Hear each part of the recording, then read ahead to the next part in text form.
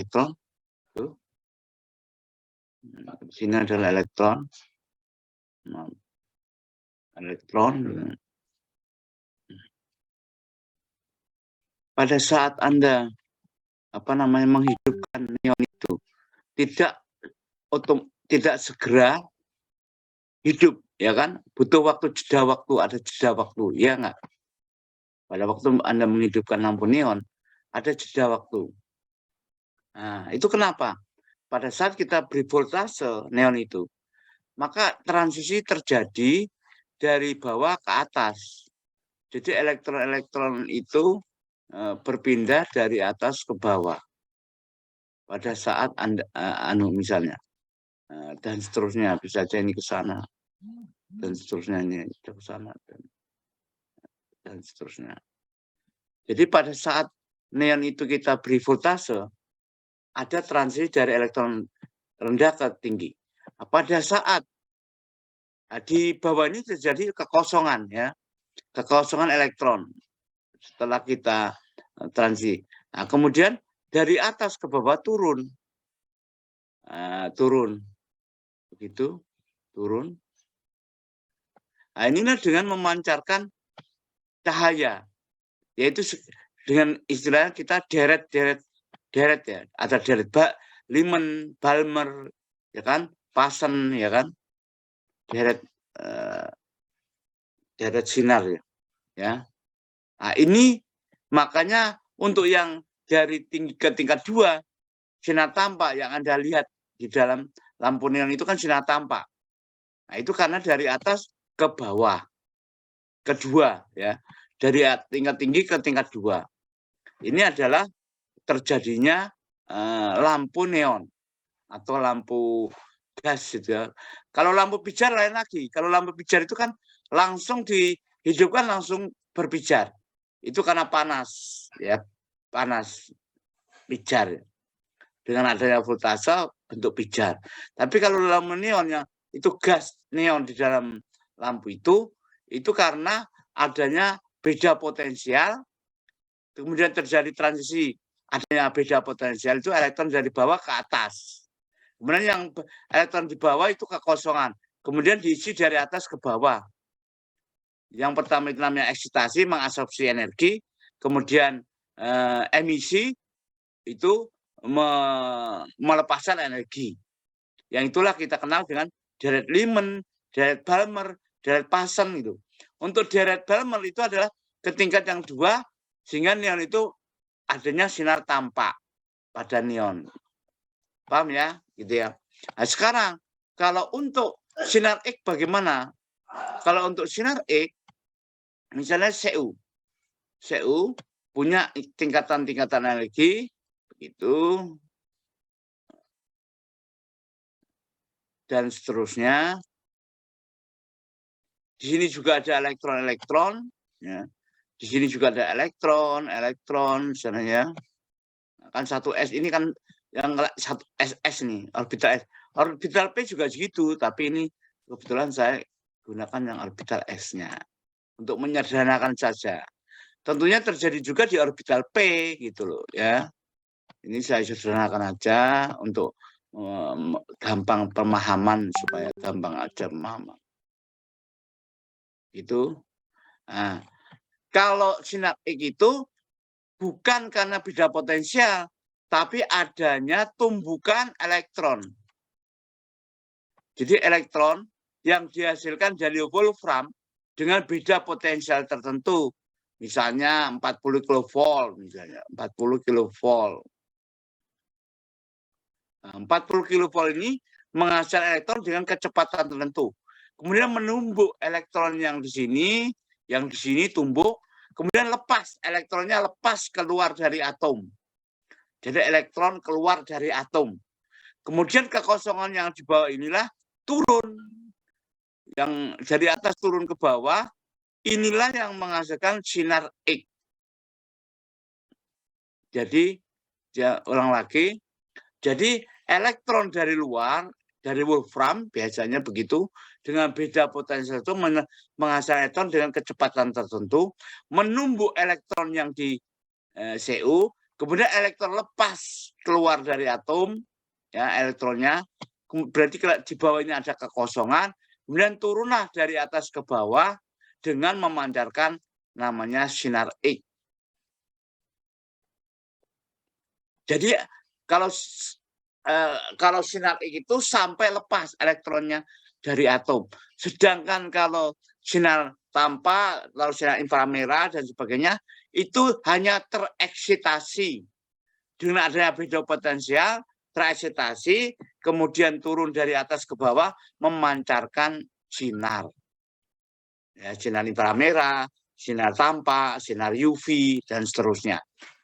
Kalau sinar X, elektron dengan beda potensial tertentu yang dihasilkan dari Wolfram menumbuk elektron di target, misalnya Cu, elektronnya itu mental keluar dari atom, berarti di bawah itu ada kekosongan karena semua mental, kemudian dari elektron yang dari atas ke bawah dengan memancarkan sinar X, ya kan, begitu. Itu ya, itulah terjadinya sinar X. Sekarang bagaimana kira-kira skema dari SRD tadi? Skema dari skema dari alat SRD tadi. Kira-kira seperti inilah skemanya, gitu. Skematiknya diagram dari tabung sinar X. Jadi di sini lihat ada filamen Wolfram biasanya, ya. Wolfram untuk melepaskan elektron dengan kecepatan tertentu. Ini katoda, ini ada beda potensial di sini. Jadi diberi voltase, ini high voltase, ya, ini beda potensial, maka elektron di Wolfram ini akan lepas. Kemudian menumbuk di target tembaga di sini, Cu di sini target, kemudian elektronnya lepas keluar, kemudian elektron dari atas tingkat di Cu tadi turun ke bawah melepaskan sinar X, begitu sinar X. Kemudian di sini ada jendela berilium, kemudian diarahkan untuk ke sampel, begitu. Tentunya karena tumbukannya sangat panas sekali, maka dibutuhkan pendingin, yaitu air atau sealer, ya, air yang selalu mengalir, ya begitu. Sehingga ini tabungnya akan dingin, tidak panas. Karena ini bayangkan 40 kW. Tetapi kalau tumbukannya ini tidak mampu elektronnya tidak sampai lepas dari atom, tidak menghasilkan sinar X, tapi adalah sinar putih. Jadi sinar putih itu kalau waktu ditumbuk oleh elektron dari Wolfram dengan beda potensial tertentu tadi, energinya tidak cukup untuk melepaskan elektron di target. Untuk melepaskan dari atom target. Jadi hanya naik ke tingkat yang tinggi. Terus turun, itu berarti menghasilkan sinar putih. Jadi seperti ini sinarnya, ini sinar putih yang ini. Contoh ini adalah sinar putih. Terlihat di situ ya.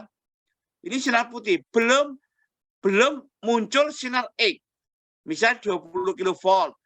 Jadi elektron dengan kecepatan beda potensial begitu menghasilkan elektron dengan kecepatan tertentu belum cukup untuk melepaskan elektron dari target sampai 50 kV.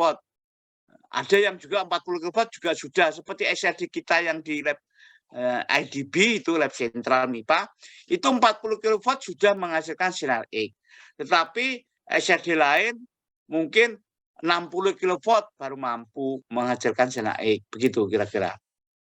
Jadi ini artinya kecepatan elektron yang menumbuk elektron di target tidak cukup untuk melepaskan elektron ke luar atom. Begitu kira-kira sinar putih, terjadi sinar putih.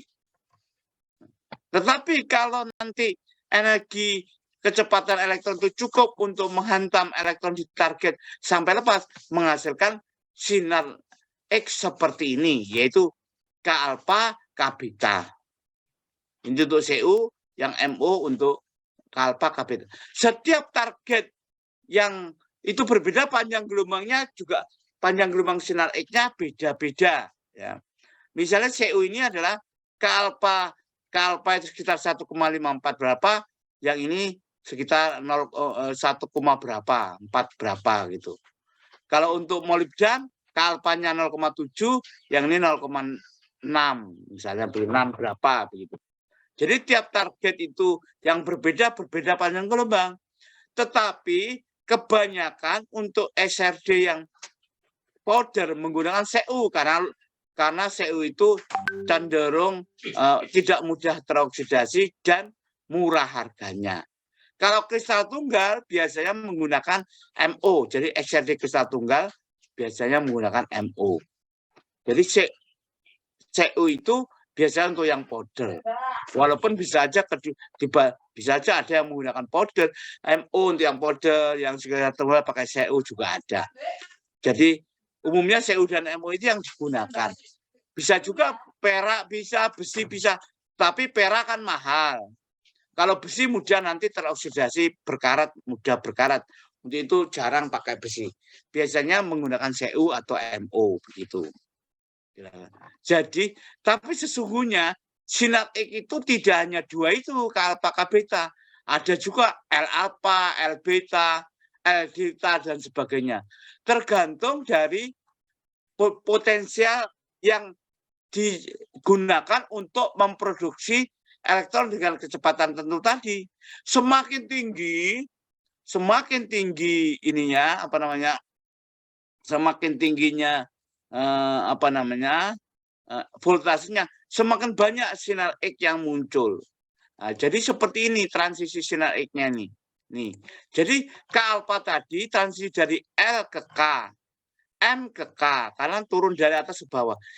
Yang kiri ini ada konfigurasi elektron, yang kanan ini adalah state spektroskopi namanya. Ini simbol spektroskopi yang kanan ini, sedangkan yang ML ada S1, S2, 2P, 6 dan seterusnya ini adalah konfigurasi elektron. Jadi kalau untuk transisi elektron kita harus ubah menjadi state spektroskopi atau simbol spektroskopi. Dan transisi singlet tidak terlarang, tidak boleh. Misalnya tidak ada transisi S setengah ke S setengah, nggak ada. Yang ada P ke S, D ke S. Tidak pernah ada transisi S ke S.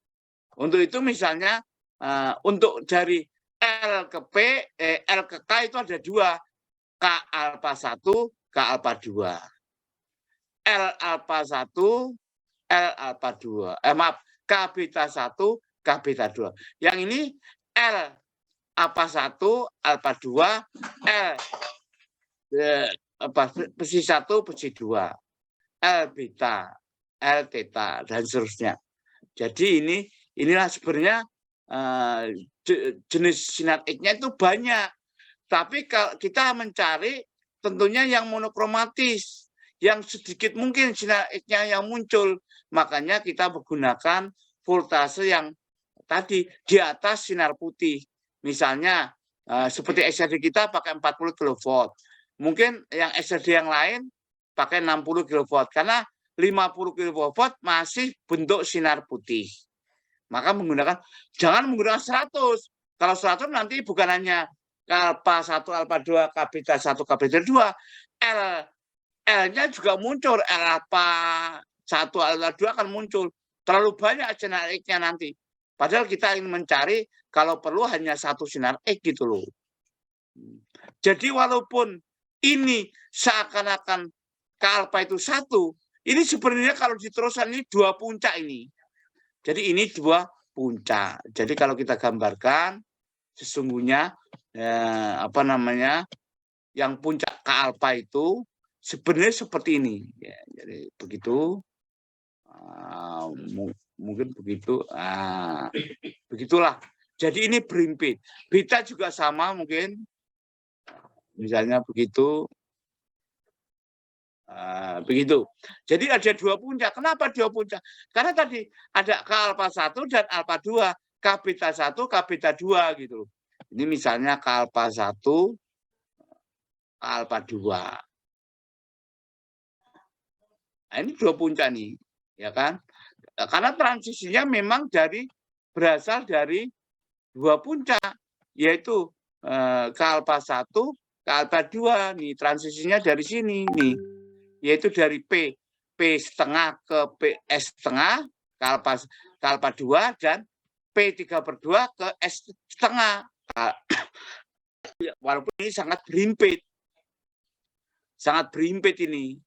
Ini pun kalau untuk mengetahui adanya, ini kan pakai medan magnet atau medan listrik atau baru bisa. Kalau tidak ada medan kan L itu seperti 1 gitu. Makanya ini magnetik namanya, apa? Bilangan magnetik karena ada 3 P itu kan di daerah L itu. SP. Begitu ya. Jadi ini alfa 1 alfa 2 bisa. Jadi berimpit gitu. Intinya berimpit. Jadi sesungguhnya beberapa kristal alat SRD itu perbandingan alfa 1 alfa 2-nya itu berbeda-beda. Contohnya SRD yang tempat kita itu 50%, 50-50. Jadi alfa 1 50%, alfa 2 50%. Terus betanya gimana? Betanya supaya tidak, kita hanya dibutuhkan ke alfa saja, alfa 1 alfa 2. Karena K beta itu usahakan jangan muncul. Kenapa? Kalau muncul nanti SRD-nya akan kembar, misalnya contoh hasil SRD sampel begini misalnya. Nah, begitu, tentu kembar, harusnya begini, karena ada sinar K alfa K beta, jadinya bisa begini, bisa beginilah tuh. Nah, begitu. Seperti kembar ini. Karena yang satu K alfa 1, alfa 2, yang satu K beta 1, beta 2. Begitu kira-kira. Jadi sekarang permasalahannya bagaimana menghilangkan, selalu kan muncul dalam SRD ini. K alfa 1, alfa 2, dan beta 1 ini muncul. Maka ini harus dieliminasi. Kita harus mengeliminasi K beta dengan cara apa? Kita tak berikan filter. Nah, filter itu adalah energi tepinya yang mendekati K beta. Ini misal filternya. Filter ini namanya energi tepi dari filter itu, kemudian menghilangkan K beta atau meminimalisir K beta. Dengan adanya kita taruh filter, maka bentuknya akan seperti ini. Nah, begitu. Hanya muncul ke alfa saja, alfa 1, alfa 2 misalnya. Jadi begitu. Jadi K beta itu harus difilter. Filternya bagaimana? Kalau di alat itu tinggal sebuah lempengan nikel begitu. Kalau CU biasanya filternya apa? Sekarang ini. Filternya itu tergantung target. Kalau targetnya CU, filternya adalah nikel. Begitu.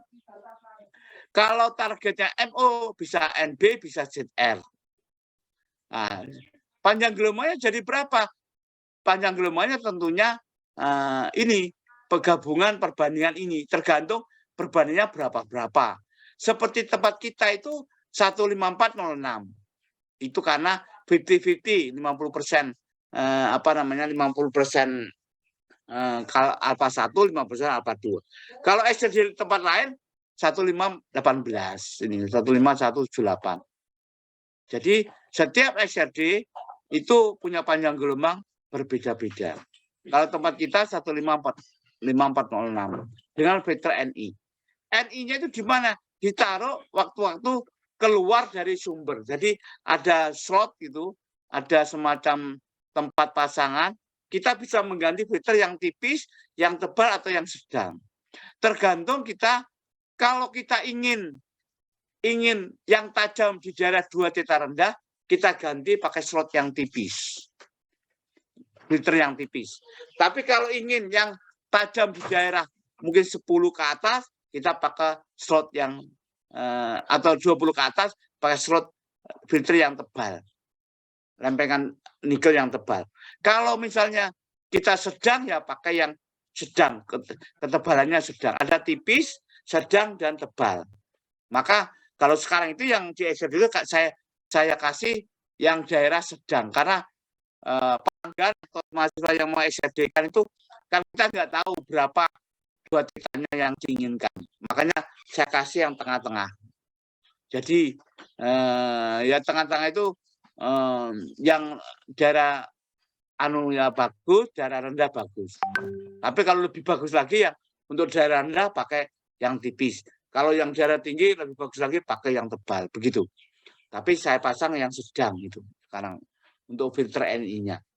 Begitu kira-kira. Jadi itulah produksi terjadinya sinar X mulai dari skema skema diagram sinar X-nya, kemudian bagaimana terjadinya sinar X tadi, sinar putih bagaimana, sinar X bagaimana, kemudian transisinya itu apa untuk sinar X itu, transisinya dari state spektroskopi dari mana ke mana gitu. Itu sudah tentunya semoga Anda paham. Kemudian karena di situ masih ada K-beta, maka difilter dengan energi tepi yang seenergi tepi mirip atau energi tepinya mirip dengan K-beta dari target itu. Nah, ini jadi K-beta itu supaya tereliminasi dengan cari filter yang energi tepinya mirip atau dekat dengan K-betanya. Sehingga menjadi menjadi monokromatis ke alfa 1, alfa 2. Sinar yang hanya sinar ke alfa, begitulah ya. Panjang gelombang ke alfa. Nah, itulah kemudian filternya menggunakan filter yang bermacam-macam tergantung targetnya. Sekarang begitu untuk sinar X.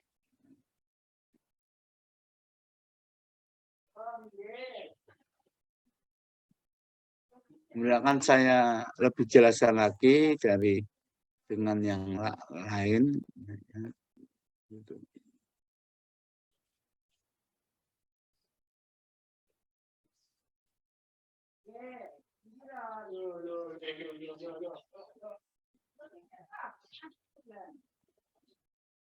Jadi ini kalau kita gambarkan secara skematis, di sana ada inti, di situ ada kulit K, kulit L, kulit M. Jadi kalau dari atas L ke K, M ke K itu ke alfa.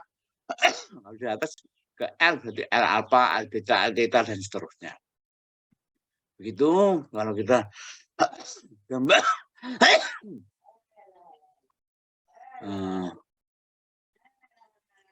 Jadi ini tadi adanya elektron terhantam, elektron keluar, jadi kekosongan di sini, artilah turunlah hole ini dari atas ke bawah. Begitu seperti yang saya terangkan tadi, bahwa tumbukan terjadinya sinar itu karena tumbukan elektron dari luar dengan elektron dalam target.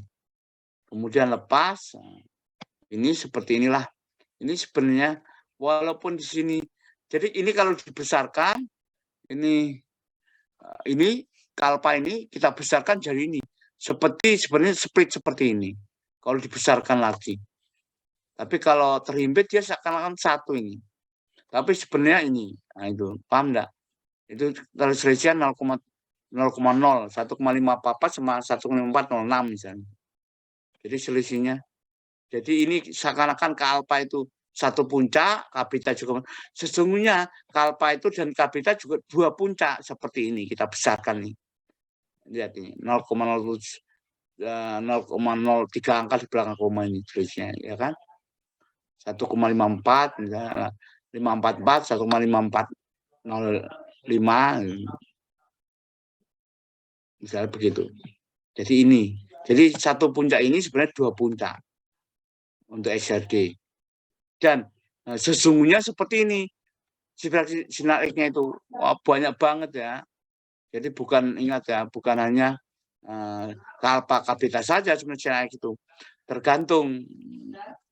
Nah, ini adalah tadi untuk sumber kalpa ini 15418 kalau untuk, atau 5406 untuk CU MO 0,7017 alfa 2-nya ini, alfa 1 ini. berkabita ini sangat tentunya kita eliminir, sangat lemah kabitanya. Dibuat kecil atau lemah. Nah, yang kuat itu adalah K alfa satunya kita buat. Nah, sehingga yang 15418 itu K alfa 1 lebih besar persentasenya dibanding alfa 1. Tapi kalau di tempat kita, alat kita itu 50-50, 50%, 50%. Gitu. Ya.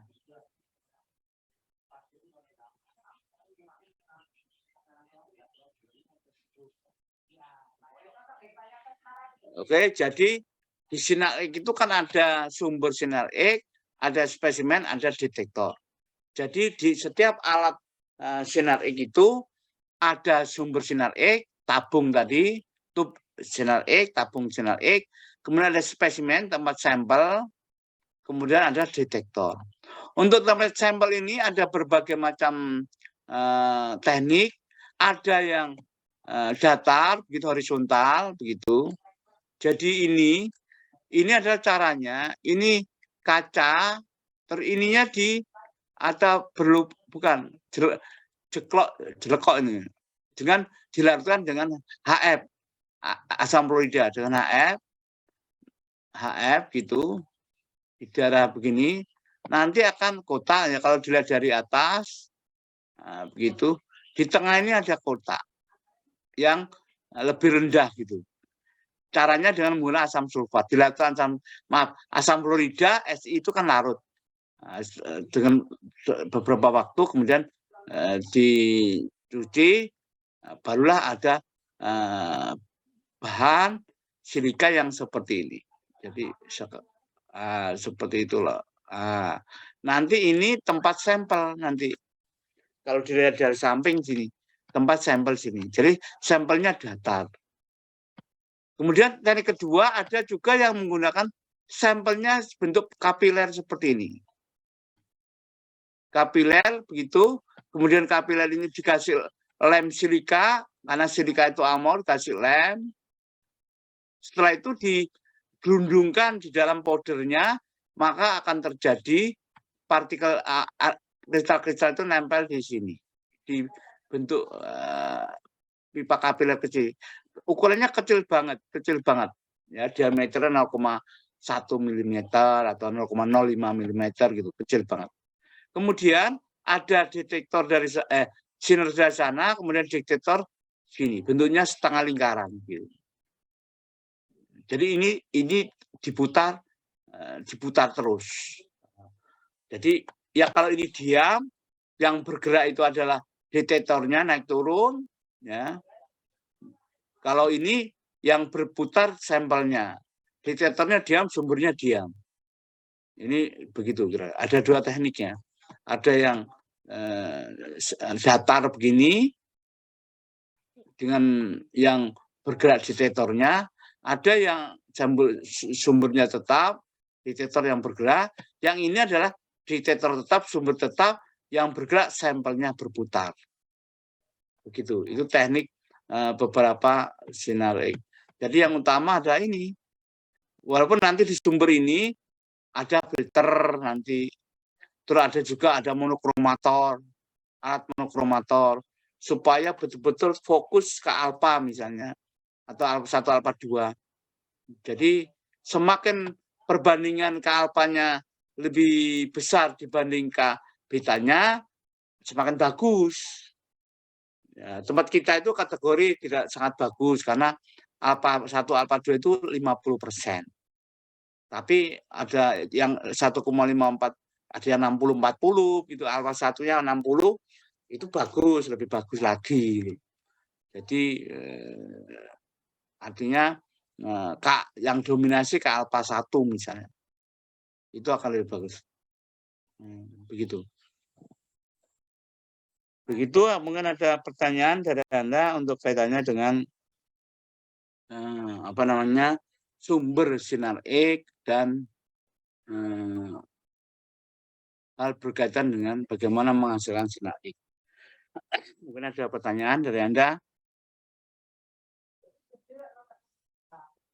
Kemudian mengapa sinar X kita gunakan? Karena sinar X itu bisa dengan atom akan terjadi difraksi, ya, difraksi yang kuat sehingga nanti oleh sensor itu terdeteksi. Jadi sebenarnya ada difraksi ini konsepnya adalah ada atom begitu, kemudian ada gelombang, karena gelombang itu ada begitu, terus terdifraksi, ya, itu terdifraksi, nah, begitu. Dalam proses ini itu bukan hanya difraksi, juga ada absorpsi. Jadi di sini ada proses absorpsi sinar X, ya, ada difraksi di sini. Nah, kalau difraksi alatnya namanya XRD, difraktometer sinar X. Kalau absorpsi alatnya namanya X-ray absorption spectroscopy, XAS. Nah, XAS ada dua, XAP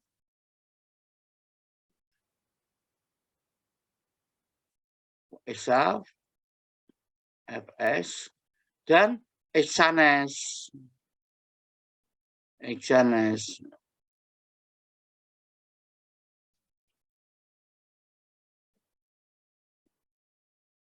Nah, ini extended X-ray absorption fine structure, yakni X-ray absorption near edge spectroscopy. Jadi ini tentang spektroskopi, energi absorpsi spektroskopi tepi, yakni absorpsi tentang berkaitan dengan struktur, struktur lokal. Nah, alat ini nggak ada di Indonesia, adanya bahkan di Asia mungkin nggak ada. Asia itu hanya di Jepang, adanya di Jepang, di Australia juga nggak ada ini, atau di Perancis ada. Bahkan di Perancis dua saya kerja alat ini 3 hari 3 malam kerja alat ini, pernah di Paris ini. Saya dengan pembimbing saya itu 3 hari 3 malam itu kerja dengan alat ini. Jadi ini untuk kalau yang Exanes untuk menentukan apakah misalnya TI atau SI atau apa logam, terus ada ligan oksigen misalnya. Apakah bentuknya oktahedral atau tetrahedral misalnya. Nah, ini dari energi Exanesnya, energi tepi Exanes kelihatan kalau oktahedral itu berapa, kalau tetrahedral itu berapa. Maaf, ya tetrahedral berapa, terus dari segi 4 piramid berapa. Itu energinya sudah punya standar gitu. Berarti kita dari Exanes kita tahu, oh, bentuk strukturnya untuk TI dan sekeliling ligan oktahedral gitu. Dari Exap itu mengatakan jaraknya berapa oktahedral itu. Oh, 4 buah jaraknya 1,96, 2 buah jaraknya 2,2 Armstrong.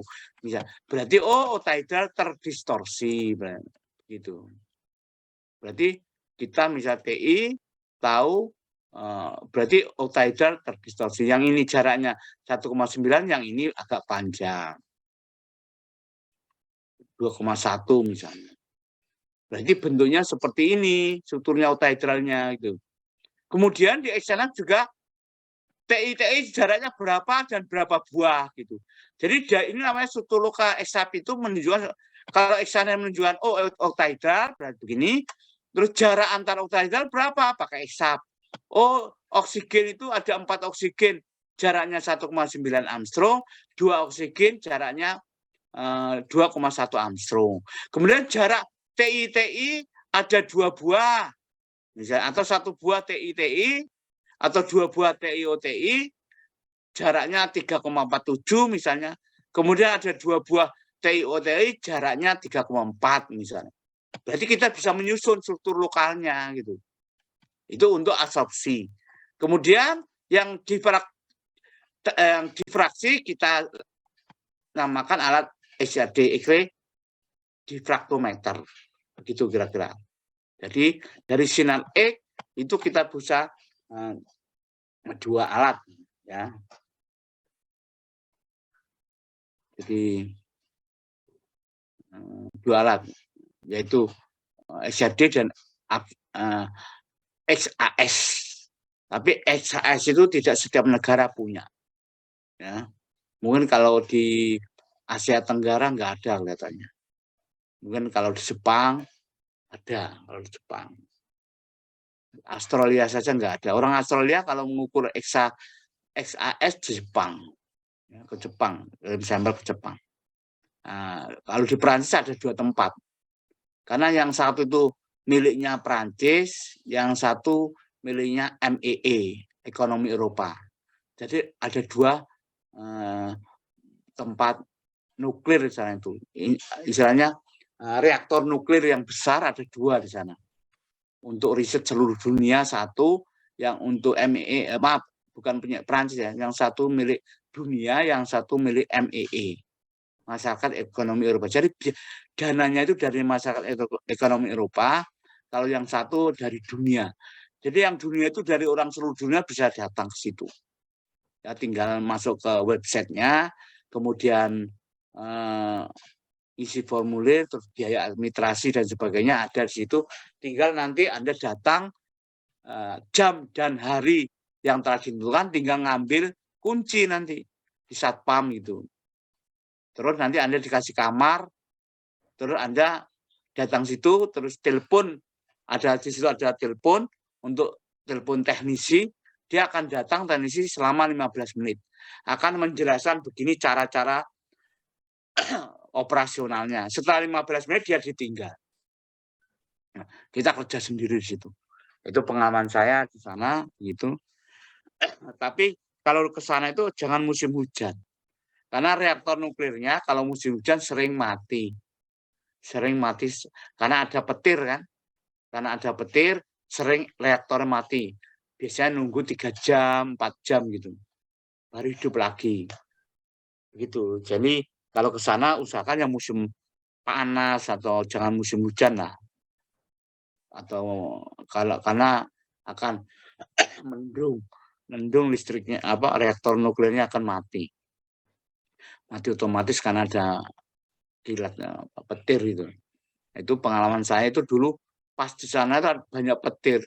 Waduh, saya 3 hari 3 malam hanya sampel saya banyak kan, terpaksa saya harus gantian tidur. Jadi nanti jam 12 pembimbing saya tidur, nanti jam 2 saya bangunkan, gantian saya tidur gitu. Ya begitu. Jadi setelah itu siang baru bersama-sama gitu. Pas itu kan waktu itu pernah mati. Kalau seandainya nggak mati, saya santai-santai kan. Tapi karena mati, kita punya waktu 3 malam mati. Mati itu hanya sampai 5 jam baru bisa jalan lagi. Bayangkan, terpaksa padahal kan misalnya hidupnya sudah jam 7 malam gitu, jam 7 atau jam 8. Berarti kan kerjanya mulai jam 8 berarti malam. Siang itu hampir praktis nggak kerja gitu. Karena apa? Ya tadi kena petir. Ada petir mati siang-siang. Akhirnya kerjanya malam. Ya akhirnya gantian. Udahlah, pembimbing saya kerja dulu, atau saya kerja dulu gantian. Setelah itu nanti jam 2 gantian gitu. Sampai pagi. Karena khawatir nanti paginya, ternyata betul paginya jam 9 mati lagi reaktornya. Begitu. Ya itulah pengalaman saya di sana itu. Jadi dari absorpsi petrokimia itu ada 2 alat, Exanas dan Exap. Itu untuk asap X. Kemudian untuk yang satunya difraktometer. Kalau difraktometer kita tidak perlu ke Paris karena di lab kami waktu S3 sana itu sudah lengkap. Bahkan ada kristal tunggal, ada powder yang high temperatur, ada di powdernya ada 4, single kristalnya punya 1. Yang kristal tunggal 1, yang powder punya 4. Jadi nggak khawatir kalau SRD-nya. Tapi kalau Exapnya itu tidak sembarang lab punya, mesti ya yang punya reaktor nuklir biasanya yang punya itu. Karena sinar X-nya itu biasanya dihasilkan dari reaktor nuklir akan keluar yang sinar I-nya diambil, yang sinar neutronnya untuk neutron, yang elektronnya dipakai untuk elektron. Jadi ada kamar-kamar, banyak kamar, ratusan kamar alatnya. Yang dari sinar X, dari sinar elektron, dari sinar neutron dan sebagainya. Ya, begitu. Oke, silakan mungkin ada pertanyaan dari Anda untuk ini berkaitan dengan sumber sinar X. Kemudian tadi difraksi itu terjadi, jadi bukan difraksi itu terjadi, difraksi itu apa? Atom yang difraksinya. Yang mendifraksikan sinar itu atom. Jadi atom-atom dalam kristal. Jadi bukan lembaran-lembaran kristal.